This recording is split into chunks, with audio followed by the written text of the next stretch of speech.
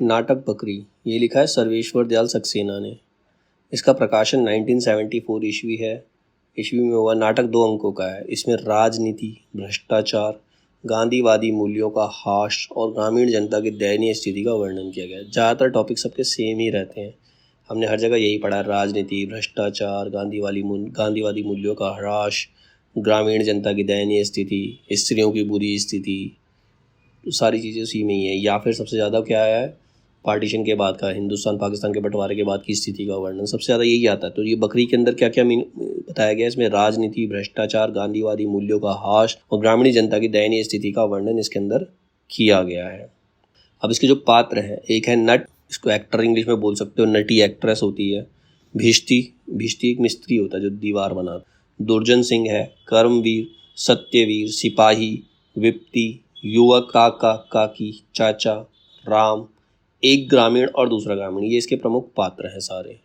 अब इस नाटक का सारांश है। नाटक के प्रथम अंक में नटी की वंदना से शुरू होता है। नाटक का प्रथम अंक नट और नटी की वंदना से शुरू होता है। एक भिश्ती भशक लादे सड़क सींचता हुआ गाता है। मशक मतलब पानी की मशक पीछे से लादे सड़क को सिंचाई कर रहा है। बकरी को क्या पता था मराक बन के रहेगी, मार के भी बुझाएगी प्यास तुम्हारी। और वह गाने के साथ 3 डाकू मिल गए, मिलकर गीत गाकर नाचने लगते हैं। तभी वहाँ एक सिपाही आते हैं और उनके गाने को सुनकर पूछते क्या मिलेगा। पहले तो बिना बताए उसे भी गीत गाकर नाचने के लिए कहते हैं, तो वह कहता है क्या वह उसका अपना नहीं है, और रूठ जाते हैं। मतलब सिपाही जो है रूठ जाते हैं। दुर्जन सिंह उन्हें एक बकरी लाने के लिए कहते हैं जिसे वह सब मालामाल हो जाएंगे, उनके पास कुर्सी, धन, प्रतिष्ठा होंगी। सिपाही बकरी लाते हैं, सब खुश होते हैं और उसे बताते हैं कि साधारण बकरी नहीं, गांधी जी की बकरी है। अब इससे ही वे अपनी कमाई करेंगे। गांव वालों में ऐलान कर देंगे कि ये गांधी जी की बकरी है। हर किसी के सवाल का जवाब इसके पास है। सब लोग मंडप बनाकर बकरी को वहाँ रखते हैं और सिपाही को वहाँ रखकर जाता है। अगर कोई वहाँ खाली हाथ आए तो वापस भेज देना। मतलब सिपाही को बाहर खड़ा कर देते हैं, एक मंडप बना लेते हैं, वहाँ बकरी को रख देते हैं और सिपाही से कहते हैं कोई खाली हाथ आए तो उसको वापस भेज देना। अपनी बकरी को ढूंढती हुई एक औरत आती है और मंडप में रखी हुई बकरी उसकी होने का दावा करती है। एक औरत आती है कि ये मंडप में जो बकरी बंधी हुई है उसकी है। सिपाही उसे वह बकरी उसकी ना होकर गांधी जी की होने पर जोड़ देते, कहते वो बकरी तुम्हारी नहीं, वो गांधी जी की है। औरत ने बकरी को उनके घर पाला पोसा और उनके बच्चे उस पर जान छिड़कने की बात कहती है कि मेरे बच्चे से बहुत प्यार करते हैं। सिपाही उन्हें गांधी जी की बकरी को कमज़ोर बनाने के आरोप में भारत सुरक्षा कानून के अंदर हवालात में डालने की धमकी देता है।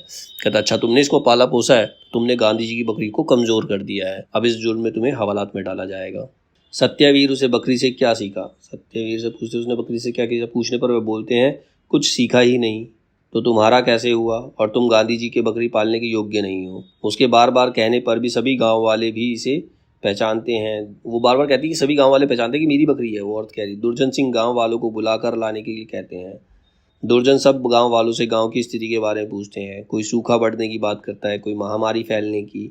इस सब का आरोप बकरी औरत के पास होना बताते हैं कि ये बकरी इस औरत के पास है, इसी वजह से सारी चीज़ें हो रही हैं। मतलब गांव में जो भी प्रॉब्लम हो रही है वो इस वजह से हो रही है कि बकरी जो है इस औरत के पास में है।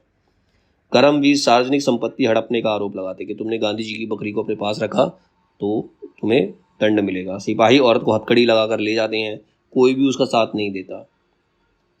दुर्जन सब गांव वालों से उनके पास जितने भी रुपया पैसा है बकरी को देने के लिए कहते हैं। दुर्जन सब गांव वालों से कहते हैं जिनके पास जो भी रुपया पैसा है सब बकरी को दे दो। इस प्रकार गांव वालों का सब चीज़ें दान के नाम पर हड़प लेने की योजना बनाई गई।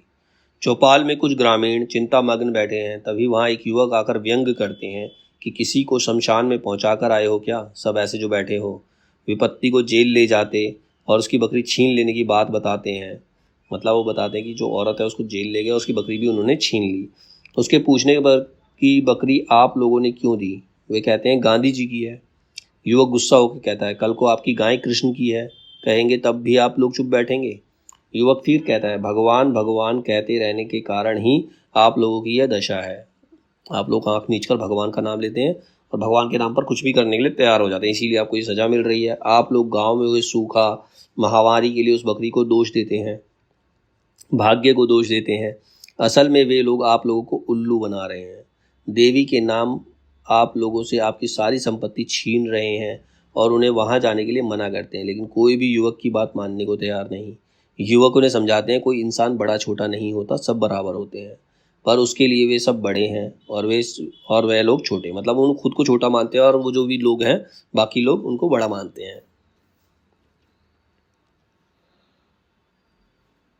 लोग उन्हें ही बड़ा बनाकर दिखाने के लिए कहते हैं, वह कहते हैं ना उन्हें बड़ा बनना है, ना छोटा, और ना बराबर होना है। दुर्जन सिंह एक बक्से में बकरी स्मारक निधि लिख कर रखे हैं। बकरी की एक स्मारक निधि लिख दी। सभी गांव वाले अपने पास जितनी भी संपत्ति थी एक एक कर आते हुए बक्से में डाल देते हैं और बकरी के चारों ओर घूमकर गीत गाकर चले जाते हैं।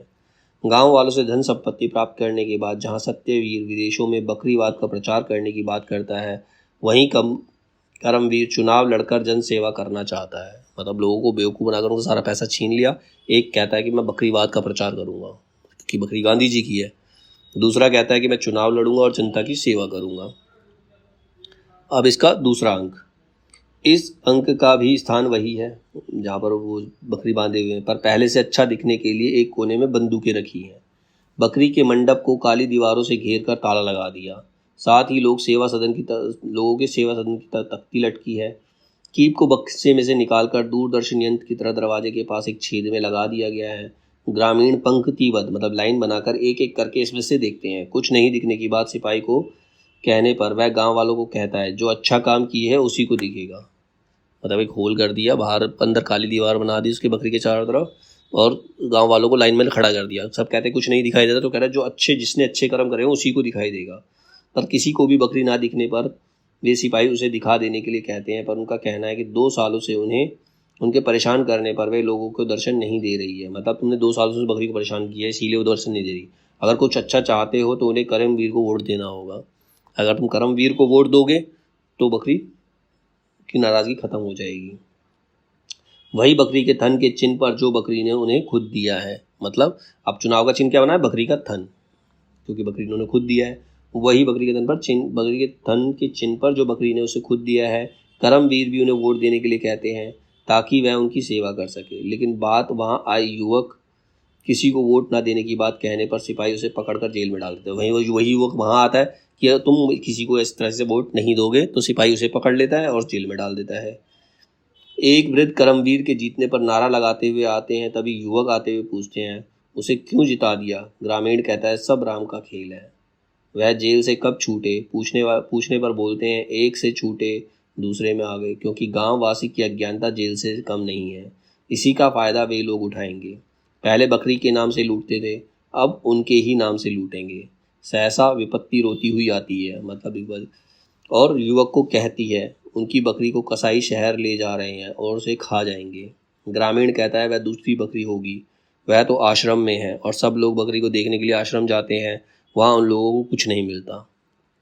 मतलब जो औरत गई थी वो आती है, कहती है वो मेरी बकरी को कसाई के पास बेच रहे हैं और खा जाएंगे वो उसको। लेकिन वो कहता है वो तो आश्रम में है। जब वो सारे मिलकर आश्रम जाते तो वहाँ उन्हें कुछ नहीं मिलता। शहर में भोज का दृश्य है। एक बड़े नेता शेरवानी में गुलाब लगाए आते हैं, साथ एक बड़ी अभिनेत्री भी है जिसके आते ही सब खड़े हो जाते हैं। बाहर 2 पुलिस के आदमी बंदूक लिए खड़े हैं। दुर्जन सिंह अपनी कामयाबी के लिए प्रेरणा बने भिश्ती को सम्मानित करते हुए उसकी प्रशंसा करने के साथ कुछ गाने के लिए कहते हैं। वह उसी पुराने गीत को दोहराते हैं। तब उसे कुछ नया गाने के लिए कहने पर अपने बेटे को बुलाते हैं। करमवीर भी अपनी खुशी जाहिर करते हुए लोग एकजुट होकर काम करने की सलाह देते हैं। मतलब वो जीत गया तो लोगों से कहते हैं कि सब मिलकर एक साथ काम करेंगे। उसी समय भिश्ती के लड़के के पहुंचने पर उसे गाने के लिए कहा जाता है, लेकिन गाने में शब्द सुनकर दुर्जन को क्रोध आता है। तभी वहाँ युवक आकर सबको रस्सी से बांधने की बात करते हुए कहते हैं अब लुटिया का राज नहीं चलेगा, और सभी मिलकर उनको बांध लेते हैं। अब इसके अंदर महत्वपूर्ण कथन है।